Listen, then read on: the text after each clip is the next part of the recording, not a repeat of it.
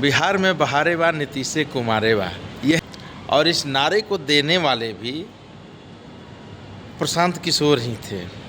बिहार में बहार बा नीतीशे कुमार बा, कितना बेहतरीन नारा था, लोगों की जुबानों पे नारा चढ़ी थी। यही नारा बिहार के सियासत को गद्दी तक पहुंचाने के लिए नीतीश कुमार को फिर से मदद किया और लोग एकजुट होकर के वोट किया। नीतीश कुमार जी इन दिनों में काम भी बहुत किए हैं, इससे इनकार नहीं किया जा सकता है। भले बिल्डिंग्स बने हो, इंफ्रास्ट्रक्चर खड़े हुए हों, आम आदमी के पॉकेट की इनकम नहीं बढ़ी हो, लेकिन काम बिहार में दिखता है। लेकिन इसी काम के बदौलत नीतीश कुमार पिछले 20 सालों से बिहार की सत्ता पर विराजमान है। लेकिन इस बार क्या हो गया, बड़े बड़े मंत्रियों पे जो उनके दाएं बाएं साएं की तरह रहते थे, 24 घंटे में हमको लग रहा है सोने का वक्त अब छोड़ दें तो बाकी समय अशोक चौधरी उन्हीं के इर्द गिर्द घूमते रहते थे।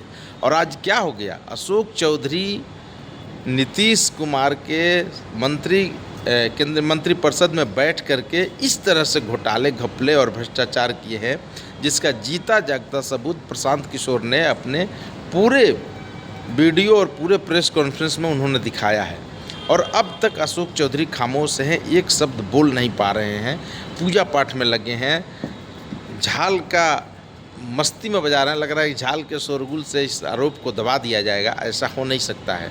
अशोक चौधरी खामोश हैं, सन्न हैं, बीजेपी के मंत्री लोग खामोश हैं। जेडीयू के अंदर से मुख्य प्रवक्ता के द्वारा नीरज कुमार द्वारा इसका विरोध किया गया और बोला गया कि जिस तरह से पाई का हिसाब तेजस्वी यादव को बोला गया था देने के लिए, करप्शन के आरोप लगे थे, इस तरह से आपको भी देना चाहिए, लेकिन अभी तक नहीं मिला है।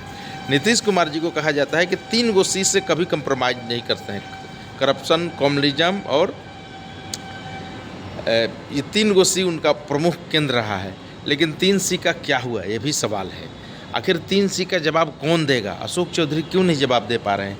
क्यों मुख्यमंत्री उनको हटा नहीं रही हैं? क्या मुख्यमंत्री का वाकई में दिमाग काम नहीं कर रहा है? क्या मुख्यमंत्री वाकई में अस्वस्थ हैं? क्या मुख्यमंत्री वाकई में अचेत हैं? ये सारे जो सवालात है ये फिजा में बिहार के चुनाव में घूमने लगे हैं और सब लोगों को शक हो गया कि वाकई में मुख्यमंत्री की स्थिति सही नहीं है। नहीं तो मुख्यमंत्री अब तक बर्दाश्त नहीं करते।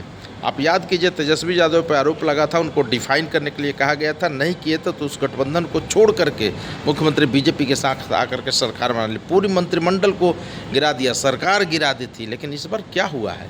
कुछ नहीं। अशोक चौधरी, आज खबर आ रही कि अशोक चौधरी 1 करोड़ का मानहानि का दावा, करोड़ों का मानहानि का दावा प्रशांत किशोर पर उन्होंने आज किया है। ये खबर आ चुकी है। अब कब तक इसका जवाब होगा, कोर्ट में कब तक संज्ञान होगा, ये सब मामला चलते रहेगा, तब तक बिहार विधानसभा का चुनाव निकल जाएगा। लेकिन करप्शन के आरोपों में जो कुर्सी घिरी हुई है अब तक गई नहीं है। अशोक चौधरी आज एक न्यूज़ चैनल के पास भी आए थे जिसमें वार्तालाप हो रहा था, कुछ नहीं बोलने को तैयार हैं। तो आखिर ऐसे होगा कैसे? केवल कोर्ट में केस करके क्या जनता की अदालत में आप जा सकते हैं? ये भी एक बड़ा सवाल है। ऐसे में माननीय मुख्यमंत्री को, जेडीयू पार्टी को, बीजेपी को, सबको जवाब देना चाहिए। और हम तो ये कह रहे हैं कि जब किसी नेता पर आरोप लगे, खुलेआम करके बता दीजिए इसमें सच्चाई क्या है। सम्राट चौधरी पर फर्जी डिग्री का आरोप है, उनको मैट्रिक का, इंटर, बीए सब डिग्री दिखा देना चाहिए, पब्लिक डोमेन में डाल देना चाहिए। इसी तरह दिलीप जायसवाल को भी करना चाहिए, संजय जायसवाल भी अपने कर रहे हैं। लेकिन तथ्य गढ़ने में दिक्कत क्या है? संजय जायसवाल अपने मेयर पे ही आरोप लगा रहे हैं कि मेयर की मिलीभगत से तेल में गड़बड़ी की गई है। यानी कहीं ना कहीं कुछ मामला जरूर है, इससे आप इनकार नहीं कर सकते हैं, भाग नहीं सकते हैं। अब मेयर जांच कर रही है, अशोक चौधरी के मामले की जांच नहीं हो रही है, संजय जायसवाल जांच करा रहे हैं। तो ये सब कुछ मामला क्लियर होगा तबे होगा, क्योंकि जनता की अदालत में जाना तो आपको पाक साफ जाना चाहिए।